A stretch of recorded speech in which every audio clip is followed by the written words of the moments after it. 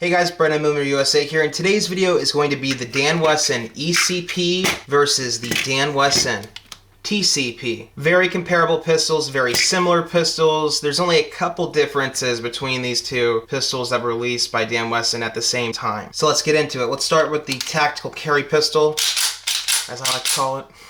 Both these pistols are running aluminum alloy frames, so they are lighter weight. Feels absolutely tremendous in the hand, very balanced, very maneuverable. Love the feel of these pistols, and very specifically the TCP with its rail and one-piece magwell. Again, alloy frame, the TCP weighs in at about 32 ounces.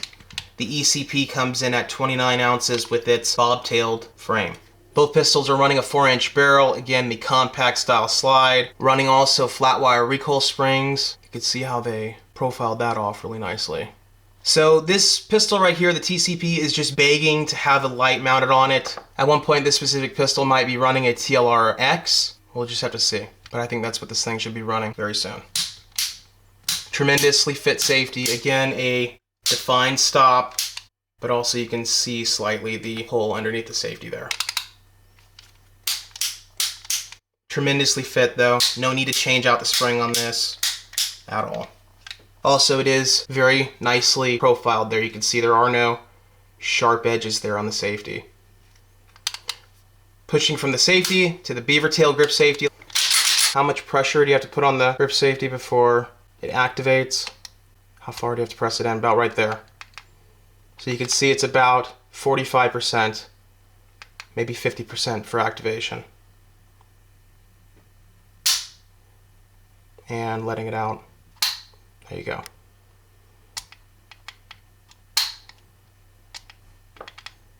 It's about 60%, I would actually say. But anyway, not bad again for a production 1911. How is the beaver tail grip safety fit on this? For a production 1911, this is pretty nice. Little bit of movement when depressed. Again, pretty well blended, guys, not bad at all. How is it sensitized? Let's check that. How far do we have to press in on the grip safety before we get activation of the trigger? About 45%, I would say. There it is. And that's the extra movement.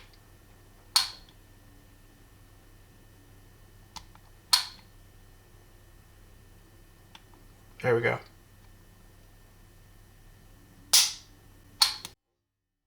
Really nicely sensitized beaver tail on this Wesson. Real fast to show you guys too. Holster options. This right here is a Kramer leather holster. Really nice holster made in the Pacific Northwest. Again by Kramer Leather. Again, it's made for a 4-inch 1911. This was actually bought way back in the day for two of my dad's Kimber Pro Carry 2s that he had. Again, lefty style. Very nice holster. Super good retention. Even as a open top, no thumb break or anything. This right here is a Galco 4.25 Commander holster. But again, you know, your 4-inch 1911s will fit perfectly in there. Just a little extra room at the bottom. Again, there's two holster options from Galco Gun Leather and Kramer Gun Leather. A really nice horsehide if I remember right on this one. The ECP. Again, 4-inch carry pistol right here. Same features on the slide. You have a brass bead front sight and a fully serrated top strap to reduce glare. Perfectly blended rear of the slide and frame, as far as that ejector and extractor. Both pistols are running this square profile tactical duty hammer, so it is a duty coated hammer, no rusting issues on these Wessons. If you get a non-coated duty hammer on a Wesson, you're probably going to run into some rust issues. Know that going into it. It has Wesson's duty coat finish. Same profile sight pictures, U-notched rear, ledge profile rear sight. Makes it easy to cock it off something if need be. Wesson square profile trigger, flat faced. Let's see how the trigger pulls on this.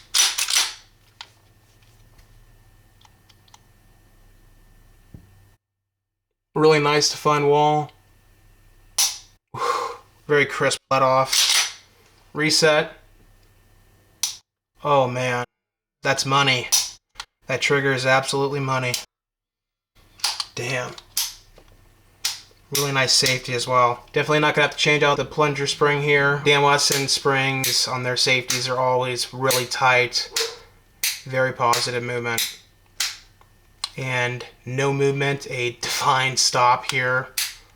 Beautifully fit safety. Also notice the slightly extended magazine release. All the parts on both these pistols are forged. Both pistols are running flat wire recoil springs. According to Dan Wesson's website, the ECP should run about 15,000 rounds or 15,000 cycles of the slide with this new spring that they're running. Dan Wesson has a fully ramped barrel in here. So a full feed ramp here to fully protect the alloy frame on this. So they actually cut around the alloy frame to fit that style of barrel. Dan Wesson match rate barrel. Again, both these pistols are chambered in 45 ACP, and then looking at the slide there, you can see that the Dan Wesson has a lowered, flared, and relieved over here on the right ejection port. So a very well machined ejection port. Dan Wesson is also running thin profile grips. The ECP, you got 25 lines per inch checkering on the front strap, and 25 again on your mainspring housing, which is a bobtailed back to it, so it's a bobtail. Adds to the concealment factor anyway. You'll notice that this is a standard style extended beaver tail. The only thing I wish that these pistols did have as far as a feature, slide stop right here, I wish they would have countersunk and recessed the slide stop on both pistols. That's an additional feature that they would have had to charge additional money for. Everything else they have superb triggers. I think that the trigger is slightly lighter in this pistol. Trigger on the ECP is 5 pounds. Let's actually cover that real fast.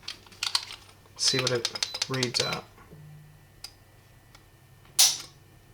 5 pounds. Dan Wesson ECP.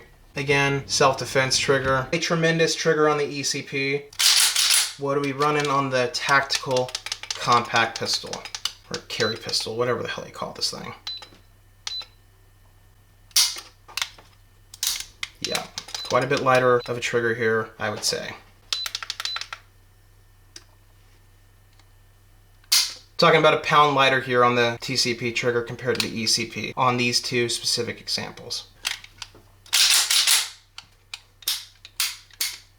God, I love that. Magazines. Quality 1911 magazines, you guys. Magazines can truly make or break a 1911 pistol. If you guys watched the other ECP standalone video, you would have seen where this Dan Wesson Checkmate marked magazine was run into some serious issues in both pistols. It wouldn't lock back, and it was falsely trying to lock back the slide. The magazine was having all sorts of issues compared to the Wilson Combat and Chip McCormick magazines. So again, just proves my point. Buy quality 1911 magazines if you're going to run 1911. Otherwise, expect to run into some issues possibly, and it might be magazine related.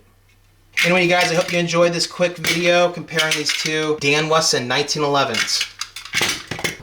Dan Wesson makes quality guns, all forged, no MIM, no cast, and these are two very high quality examples. Again, I think this TCP is begging to have a light put on it and put into service. I really love the feature set on the TCP. I consider it very similar to my P220 Compact running the TLR7A. It's a very similar setup but with a slightly longer grip, so if you have larger hands, you love the TCP over the 220 Compact. Anyway, I hope you enjoyed this video. As always, thanks very much for watching. I greatly appreciate your support. And as always, remember, your Second Amendment is worth protecting.